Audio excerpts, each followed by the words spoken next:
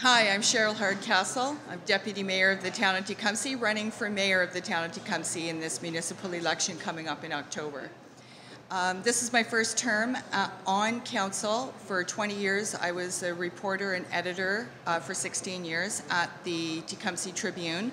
I think I have a keen grasp of the community issues, and how I communicated them in a balanced way I think was a real asset to the community that people still tell me they appreciate. And that means in today's day and age, in 2014, we do have an informed citizenry. And I think it's very different than the kind of leadership style that has that authoritarian top-down control. We need a sense of community rather than that sense of power, and that's why I think I would be an asset to the town of Tecumseh. Our succession planning, engaging our community does require a different kind of leadership style, and I am a facilitator and I'm an engager.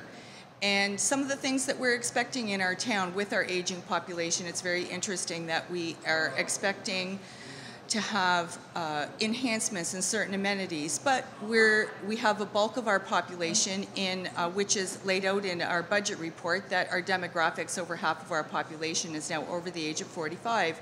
So you start thinking ahead of how can we enhance public transit, for instance. If you're going to do something like that, really for the best use of our tax dollars, it does mean regional cooperation and that kind of enhancement.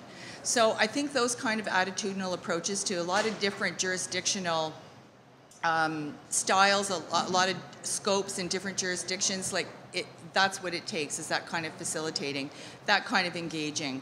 We have a whole council, we have an administrative team, and we have members of our community, even in service clubs, that have insight into how we can do certain things in our community. And to me, that's the biggest thing. We have to have succession planning. And we're past the point where you can just say, they're there now, I'll take care of it, leave everything up to me.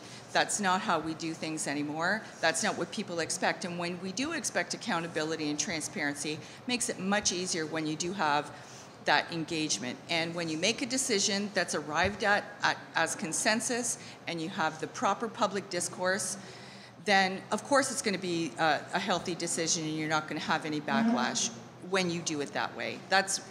That's the main reason I'm running. Of course, we need certain enhancements. We need, to me, some of it sounds cliche. We're all trying to keep tax revenues down. We have a budget report that shows us from an apolitical standpoint. Our administrative team in the finance department has shown us where we have some uncontrollable budget pressures. So that's going to mean tax increases over the next few years after our life cycle reserves are done. So if we say a 0% tax increase, that means you're making a cognizant decision to double that up next time around. I don't think that people appreciate when we're being misleading about the bells and whistles. And I would invite you to visit CherylHardcastle.com, and I have excerpts from that budget report there. And if you want to know more, I certainly welcome that. Thank you.